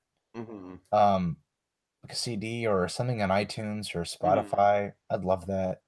I love that we tie in Daniel Tiger with the clock that he first appeared in. Like he always wears that watch. You know, it's like a little. I don't know if that's intentional or like there's just a happy accident. I'm just reading too much into it. It's like he always has that watch. Basically, I love that what we're showing, and here's the momentum I keep talking about here. Like thematically, we keep the chapters going, and I don't know if we're like reaching the end of Act 2 at this point, or if we're like kind of, or if we're in Act 3 initially. But like we're at the like past the hour mark essentially. What I love is we're starting to see the chinks in the sweater, if you will, kind of the chinks in the sweater armor of Fred Rogers here. We're seeing, we've seen the kind of the vulnerability in Daniel Tiger and the whole Fat Freddy. And basically what we're getting now is like the Clemens story here. And the Clemens story has a heartwarming ending, but we've reached like kind of an thing that we have against Mr. Rogers, then my God, was the dude a saint. Certainly. It's that's the thing. I love that. Again, this is like per Joanne Rogers saying, like, hey, don't be afraid. This is the most scathing thing we can get out of Mr. Rogers, and literally the person telling the story is holding back tears by how he was affected by it. And I love that, again, Joanne Rogers, she's saying, like, don't hold back with this stuff. Like, she encouraged, like, yeah, broach this stuff. Like, don't be afraid of it. And it's a complicated situation because the idea, I think, is Fred, he was open to, he wasn't necessarily condemning him. At the very least, he grew to love him. If he didn't already just, like, love him, but for political reasons, he couldn't have him be exposed on air. You could not let that happen because networks that are putting in for the show, they don't want to broach the issue. And on the whole, Mr. Rogers' Neighborhood was a show that didn't take political sides on issues. It didn't. That's why I never mentioned like an absolute religion or anything. They kept it very separate. They kept it very like kind of out of the show. And therefore, if people see him publicly in a gay club or a bar or something, then of course there's going to be some confusion there. And he, in real life, apparently he married for protection. He married to kind of cover himself in the world. And they kind of addressed that on the show that he was he's married. There's a Mrs. Clemens. And this section now we're kind of bridging from Clemens here, and again we kind of make it full circle at the beautiful ending with Clemens. But I like that we had, at this point in the movie we're addressing the myths and the rumors about icons, where we address the old again the thing I didn't know if it was true or not. The whole there were tattoos all over his arms. Yeah, that thing, because I saw like doctored photos of that reading once. About that on Snopes back in the day, like back in the old school, like pre-YouTube internet. I heard that once, and I just never really gave it a second thought. Like, okay, maybe it does have those tattoos. It didn't really change how I felt about the guy. I was like, okay, maybe it does. I don't know. I mean, for peace sake, Fred goes to the doctor's office and takes his shirt off in one of the episodes. He does not have tattoos all over his arms. That's a fair point, but again, 900 episodes, you gotta sift through to find out that detail. To be fair, okay, to be fair. Oh man.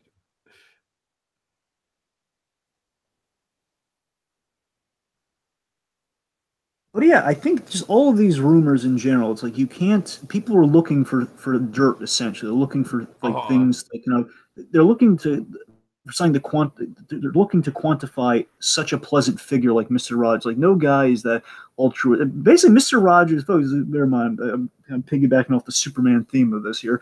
Mr. Rogers is the closest thing we have to an actual Superman kind of figure in real life. In that a character totally is. He's like, there's again like the most scathing thing that this documentary can dig up on him is literally told by a man who's in tears over how much he loves Mr. Rogers. In this bit, okay, so everyone has a bit in the movie that always makes them misty, and that's kind of the thing everyone's saying, if you're a robot, if you don't cry at some point in this movie. This is the bit that gets me misty right here, this bit right here, the whole... absolutely. This is, to me, probably the most tear-jerky moment. Just the reunion with Clemens here, one that's like he's kind of years later, and they're both older, and he's still a cop, but he's soaking his feet in the tub, and they're having this conversation. Basically, what Francois is telling us here is that I love you just the way you are, and it's like you finally heard me after all these years today. You finally heard me, and just thinking that's what gets me misty. And just the idea that, as he says here, Rogers was not just a friend; he was like the surrogate father that he never had. Just like. To me, this is just documentary filmmaking at its finest, where you can't get this level of emotion out of a performance. This comes from the heart, man. And we're experiencing this right along with Francois. We're experiencing the emotion right along with him. And it just suggested to me that, Rogers, like, again, I'd like to think, again, because, as Joanne says, they had many gay friends. I like to think that, again, he didn't really hold anything against them because because he was gay. He had no, he didn't hold any. Enthusiastic Joanne was about the gay friends. Like, oh yes, absolutely. Yeah. Okay, and of course, okay, here we go. This is fascinating. So as we breach again, I just love the flow of everything in this documentary. Here we go from like the chinks in the armor, and then we kind of end like you think the only chink that you have, the only loose thread in the sweater is like he was a wonderful man, ultimately with Clemens. And then what we do, then we basically re-sew the little thread here with like the ultimate like the Jeff Erlinger story, Jeff Erlinger. Story here, and this is a thing of beauty here, and I love how this pays off in the mid credit. Well, like I guess the mid credit. I love this. Sandy, do you remember watching this episode? Yeah. I actually think I remember this one too. Believe it or not, if not this episode, I definitely remember this episode coming up in another documentary I've seen. I couldn't for the life of me remember which one. It didn't show up randomly in Big Bird, did it, Dragon? Well, no, here's the thing. I think you may be thinking of this. The documentary they put out this year that was on TV at PBS did, one with Michael Keaton, was it was the song that they sing here, like It's You I Like. They did a documentary called It's You I Like. I'm not thinking of that because I never saw that. Well, the point is, they had the whole section and with about this whole scene from the episode and everything. I don't know what you're talking about. All right. But back to Jeff here. I love that this is this is kind of the feels portion of the movie. If we didn't have it already, it's like a whole section of like, okay, the feels. It's like the ushers are handing out inside out tissues at this point. God, yes. Fred Rogers was such a beautiful songwriter. I really want all this stuff on iTunes or something. I hear you. Everything is recorded live, so there's no way to do that. Tony Bennett had a rendition of this song that was really good. Little fun fact, sorry. Yeah, this has made me cry. This scene has made me cry. I mean, I've seen the episode. I've watched the clip many times on YouTube. It's made me cry on occasion. It's just here's the thing: the documentary brings to the forefront that you never knew about this. That really is mind bending. Is that this, as far as they knew, this is right before the surgery. So this is kind of like essentially it's a Make-A-Wish thing. Essentially. Yeah. Or this may have been this kid's last moment. And Mr. Rogers made it count. He allowed him to do a duet with them, to sing with them. And the idea is, and what we see at the mid-credit is that this Mr. Rogers in this moment but treated him so nicely and basically inspired him. And this inspired Jeff to help people with his own foundation once he survived the surgery and as he grew up. Like he basically became Mr. Rogers essentially in his own life to other people affected by his affliction. Delightful. Or to quote Pastori, it's wonderful. I just think it's wonderful. It's just wonderful.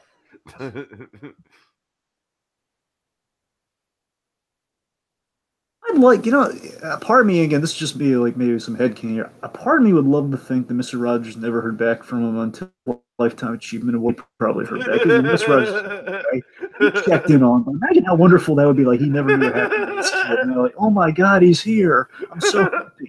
That would be nice. Again, I feel like that's movie magic in its finest, Dragon. But I find that thought adorable. Of course, here we have, again, like the ever-present... I like that... I thought it was a smart choice that we showed Pee Wee Herman, because Pee Wee Herman was like the closest equivalent that people had of like the next Mr. Rogers. And it was yeah. I mean, Pee Wee Herman is like the anti-Mr. Rogers in a lot of ways. Certainly, that was like that was kind of TV's version of Mr. Rogers, where it's like, okay, the less like subverting what all of TV is doing after Mr. Rogers was, we're going to like do what TV would do about Mr. Rogers. Well, no, I mean, to be fair, Pee-wee's Playhouse was a very subversive show, but this is not the time or place to talk about that, and it was subversive in like the opposite way that Mr. Rogers was. Exactly. So you get a point there, yeah. And again, the Ren and Stimpy clip. It makes me wonder I wonder in life if Fred Rogers had something specifically against. Ren and Stimpy. Could totally like Ren and Stimpy to me is like it embodies what Fred hates about TV. This is so fast. I just really would love to know. Like again, if it would. I respect Ren and Stimpy more than I like it. But like I have some lines that I draw with what Ren and Stimpy in terms. Well, sure, and that's Ren and Stimpy's a mixed bag. Yeah. When it comes to Crick Lucy I don't have any respect for him at all. Personally, yeah. But, The man, yeah. I'm in the same boat. I respect Ren Stimpy more than I like it. Sure. I mean, they did manage to make us shed a tear for a fart, so. True. Anyway, so again, here's where we kind of bring the fascinating and kind of the the Daniel Tiger to King Friday transformation of Fred Rogers in life here. That's where we really kind of highlight it here. And I love that, but we kind of passed this bit. It was a really good bit here where earlier, just a few minutes ago, where we had kind of like the first rule of TV is never tell the viewer to turn off the TV. And what did Mr. Rogers do that no other TV show would have the guts to do? Tell you, turn off the show once in a while. That was always like kind of a great act break that gets us into kind of like, it's like if you need to turn the screen dark for a big dramatic moment, that's how you do it. And we're coming back with now things have kind of gotten a little dark here. We have essentially kind of vaguely it's vaguely like a cottonmouth Luke Cage moment here where he puts on the crown and they kind of have like a dark turn here with Daniel Tiger. It's like, look at that look on his face. That's so haunting. Everybody wants to be king. And basically, this speaks to like that one thread I have about Mr. Rogers. Where wait, timestamp. What? It's 1 hour, 16 minutes, and 15 seconds. All right, I was trying to press pause and turn the volume up. 1 minute 15. What? 1 minute, 16 minutes. I'm sorry, 1 hour, 16 minutes, and 30 seconds now. These overhead shots are great, by the way. They look like the neighborhood, of course, the way we're kind of framing these shots here. And basically what that's kind of speaking to with this moment is that Mr. Rogers is kind of, what he's getting frustrated by, the reason he's angry, the reason he's turning into King Friday is that he's trying to build a kingdom. Essentially, he's trying to build his legacy here, and that he doesn't want to have to keep reminding kids what the lessons are. He wants them to learn. He wants basically people to not just see him as a kid show host. They want to see him like, okay, the guy's teaching us these great moral lessons here. And again, it's not out of a sense of ego. It's out of a sense of, I hope kids are taking away the lessons and not just the entertainment. I just want to give Coco a big hug. So the second time I saw this movie, I saw it with my grandma, grandpa, and dad. And I got to say, that might be one of the first times since childhood that all four of us were in a movie theater together. And this Coco bit was my dad's like tearjerker moment. This was his personal like, oh my God, you know. And it is for me too a little bit, you know. It really is. It's powerful. It's God. I'm getting a little misty eyed here. It's an impressive feat, you know, meeting Coco and it going very well like this. Coco, like again, the way I read is that Coco, like everybody else in the world, loved Mr. Rogers. Right. Like it's just Mr. Rogers. I mean, what I like to think, you know, kind of scientifically, is that Mr. Rogers has that docile tone about him, and that it was so non-threatening to Coco that Coco just felt this kingship. Mr. Rogers, like another silent but very kind of docile kind of, you know, person in the room. And of course, here we go. Oh boy! So this is fascinating. So I love that we went here in this. We weren't afraid to talk about this. There's this dark territory with kind of the fair. And look, I'm not of this mindset. I'm just saying there is a fair counterpoint to Mr. Rogers that people have argued various, even Brad Bird to a certain Wait, Brad Garrett? I'm trying to. Sorry, Brad Bird. Oh, Brad Bird. Really? Yes, Brad Bird to a certain extent. Again, I emphasize a certain extent. He's kind of went to bat with this point, saying with like The Incredibles about like the participation award kind of culture that we're living in. And again, like there is a counterpoint to be made here that, you know, the people have been misled with the whole like, everyone is special message. But what we learn here is that Mr. Rogers wasn't saying that everybody is special and that they should not try, they should honestly, give up. I think anyone who takes this mindset, like with all due respect to Brad Bird, like doesn't get Mr. Rogers. Well, I'm saying he's not. It's exactly.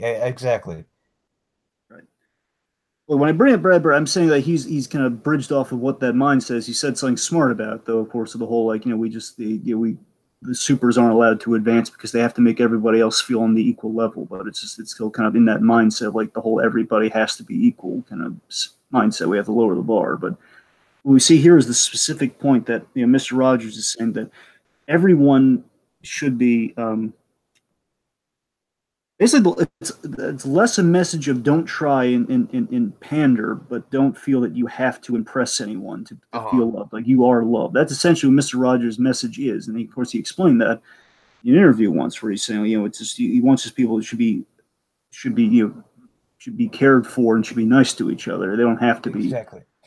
Like they're not like the next Messiah. They should just feel like they are they are welcome, they are loved. It's like you shouldn't feel like you have to impress everybody. You don't have to do something important, but Exactly. And you know what? People are going to twist and manipulate something so pure like this. They're going to, it doesn't matter what it is, they're going to twist and manipulate it. They're going to find some way. And this is, I mean, it's no exception. I mean, they found a way. They found a way. And some arguments, again, are better than others, is what I'm getting with the Brad Bird comparison, where, again, there's like sometimes there's a legitimate argument, but again, in cases like we saw here, it's like just twisting the lesson of Mr. Rogers into a darker place of like, okay, they're saying like, he's evil, the man is evil. It's like, no, it's not evil. Are you nuts? With all, in all honesty, I can't see Brad Bird understanding Mr. Rogers, the way it's meant to be understood. I can't see that.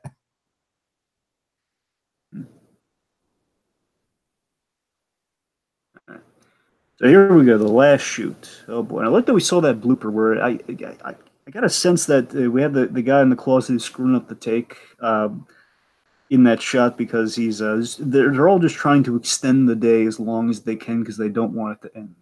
Mm-hmm.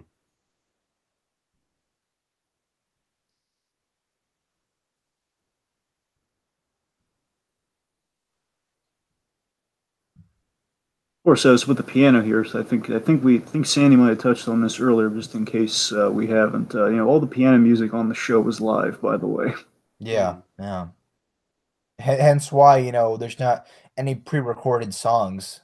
Yeah, we can't get on DVD or a CD or something. That makes sense. Yeah.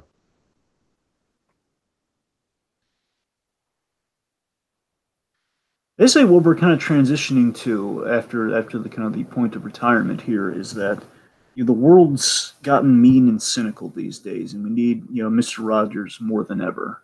Oh yeah. Oh yeah. And what I love, and again, the big build here, and hence the reason that we're kind of talking about this when we're talking about this, is that I love that in our story here, we really build up like the end of essentially the end of the story before we have kind of the beautiful epilogue with everybody kind of in camera the last moments, is that the whole thing builds to, the world in need of Mr. Rogers. And in Fred Rogers' life, he was brought back at everyone's most vulnerable, most, the place where they needed help. They needed a helper, as he would quote various times in his life here. It's the last heroic act of Mr. Rogers doing these 9/11 promos where the nation is in such a vulnerable place where they have to express how they feel, where they're just like everyone's kind of, they're awestruck and they have no idea how to express themselves.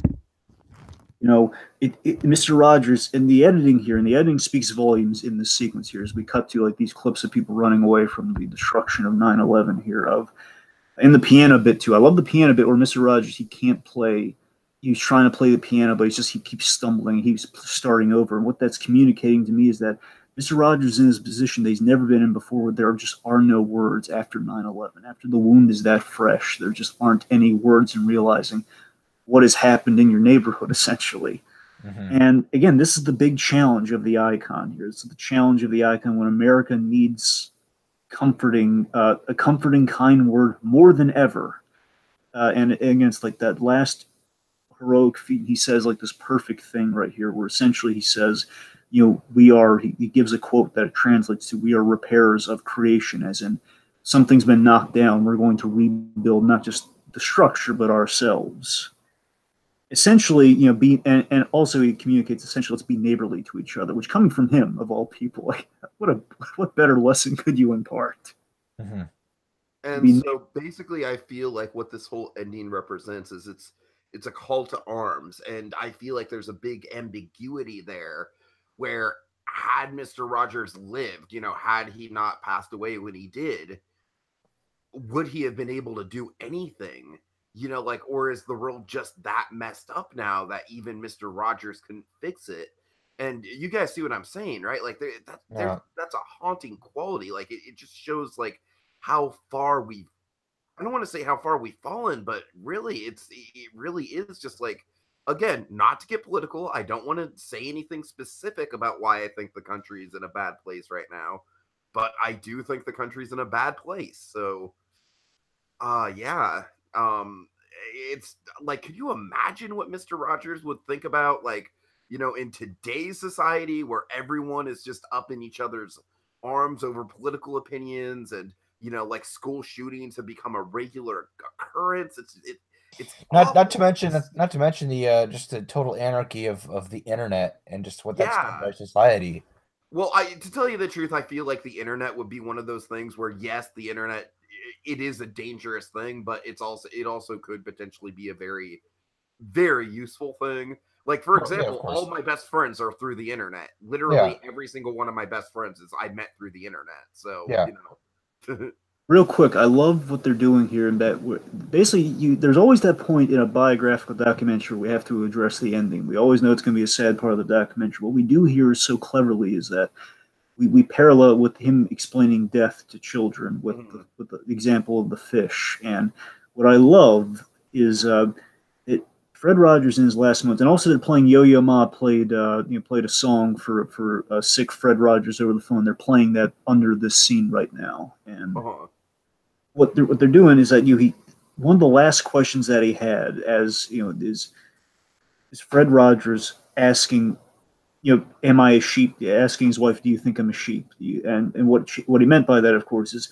do you think I basically get the okay from the big guy upstairs, essentially? And what he's really asking to his wife in his last moments is, was it all worth it? Like, did I, was I loved? Did I spread love like I was supposed to? And Joanne, of course, saying, yes, you did. If anyone is a sheep, you are. And that's a beautiful little notion there. It's like the last thing is, like, was it all worth it? And getting a yes, I'm wondering what these faces next to Fred in this interview are. these static faces. Huh. I love that we end the film, in relation to the Mr. Rogers at all here. We end the film with him explaining, basically explain why the movie's called "Won't You Be My Neighbor." It's an invitation for someone to be close. It's a great transition into that epilogue. And there's that Daniel with the clock again. The whole it's all full circle. And the last time we see Daniel here is like he hung up on the shelf. Basically the death of Daniel the tiger as well. Like, I wouldn't say the death of Daniel the tiger. Well, I mean, it's like he's gone to rest. He's going, the passing of passing. We can't forget the TV show. I mean, the Daniel Tiger TV show. True. Yeah, it's that. Yeah, wait, I didn't know there was a Daniel the Tiger TV. Well, yeah, when the show went off, did he Daniel Tiger's Neighborhood? Yeah. Huh. I had no idea. It's animated. Oh, okay. I love that.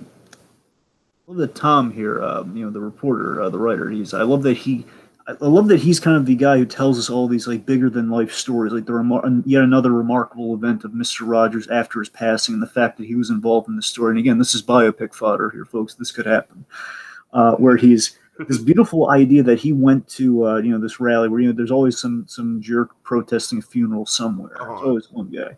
And I love, to me, what this read as, and I know he's specifically talking about the children here, but I gotta tell you, the way he tells the story, I always read it that even the people who were protesting the funeral, they didn't even believe in why they were there, because it was Mr. Rogers' funeral. It was like they were there because he was accepted. I think because they couldn't have known the Clemens thing. I don't think they knew the Clemens thing. I just think they were there because he loved everybody, and they were just there because he included everybody. Therefore, we have to protest. Right. And I think that's them realizing, we don't know exactly why we're here, but we have to be. And it's like, it's the sympathy for the children.